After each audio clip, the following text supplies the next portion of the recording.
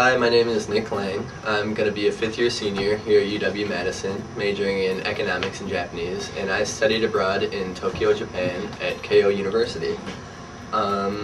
Just a little bit about the academics at Keio University. It's an intensive Japanese language course, and it's called the Japanese language program, so it kind of clues into what you're going to be doing there, and it's entirely working on your Japanese language skills. So with that, they split it up into about 12 levels, depending on how you score on your placement tests. And I started out in level 9 when I was there, and then I moved up to level 11. And both of my classes, there were morning classes that were 3 days a week, that were 3 hours in the morning. And unfortunately, I did have class on Saturday, which was kind of a bummer, but I got used to it, and it wasn't too bad toward the end of the first semester. But like I said, yeah, there were classes 3 hours in the morning, and then also we had our elective classes in the afternoon, which we could choose, which were kind of specialized topics, such as newspaper reading, or kanji, or grammar, or even they had a couple classes to prepare you to take the Japanese language proficiency test, which I ended up taking my second semester when I was there. Other than that, once you are above level 9, they give you the option to take university classes with actual undergraduate students as well. I actually did not take any of those classes when I was there, although I had thought about taking a film class with my friend, but he actually ditched out on me, which is why I didn't take any of those classes.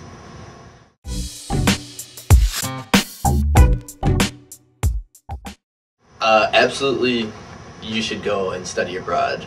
That is definitely my #1 advice to not only a student considering it, but any student that's studying here at UW-Madison. It was definitely the most rewarding experience I've had thus far, and I achieved all of the goals that I had set for myself and even more. And you grow not only as a person, but you grow to know a worldly culture and not kind of just a regular country-centric culture.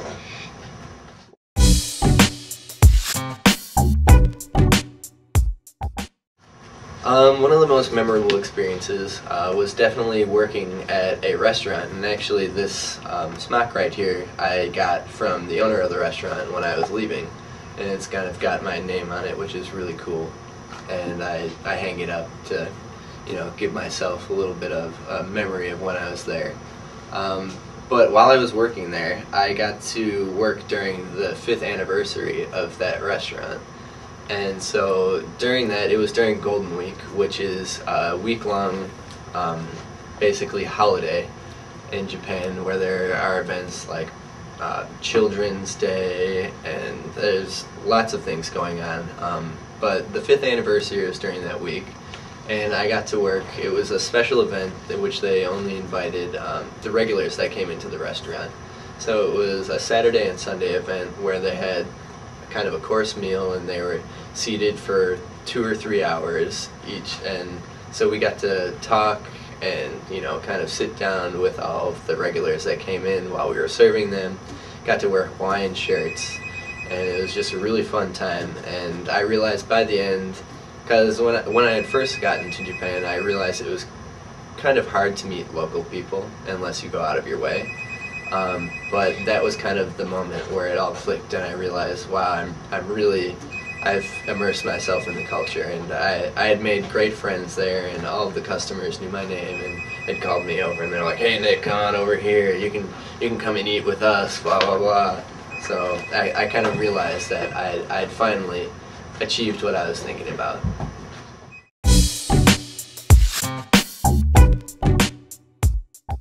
So the biggest challenge, which is kind of what I said before, was definitely meeting local people.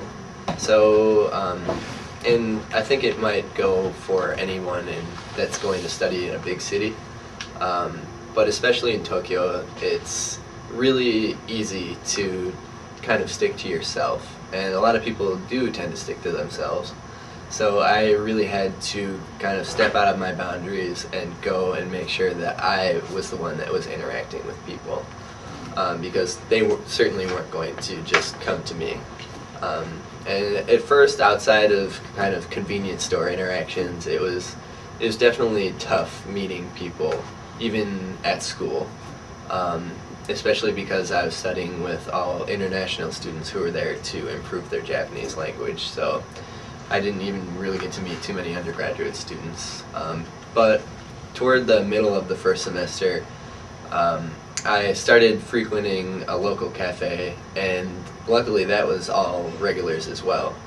So everybody in there was really friendly, and I became friends with them quickly.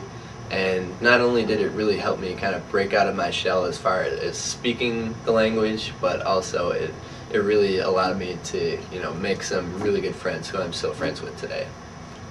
Can you talk about where you lived in Japan? So I lived in Yokohama, which is just outside of Tokyo. It was about an hour and a half away from downtown Tokyo, but my commute to school was about 45 minutes. And at first I lived in a dorm in it was actually the International House.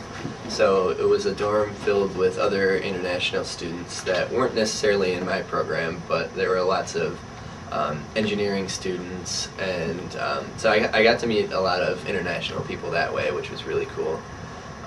So through the first semester I stayed there, and then once it became second semester I actually moved out into my own sort of efficiency, because I had met a friend who had, her father had owned this efficiency and said that I could stay there for free if I wanted to.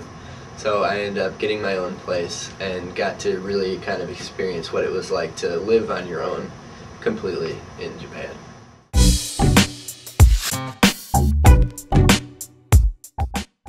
So I traveled a little bit. I actually mostly stayed around Tokyo just because there was a lot to do there, and although I had been to Japan before, I never really got to experience Tokyo and all the things that it has to offer, and that was a lot of fun. I did travel to Kyoto, and I would definitely say that is a must-see. I got to go during the fall when all of the leaves change and the colors are just really amazing. And then I also went to Nagano, which is in the northwest on the main island, and I went to visit my old host family from when I went to Japan in high school. But other than that, it's very, very easy to travel if you have the money, of course. And being a very broke college student, I didn't have the money, so I didn't get to travel as much as I would have liked to. But there are trains that go everywhere, literally.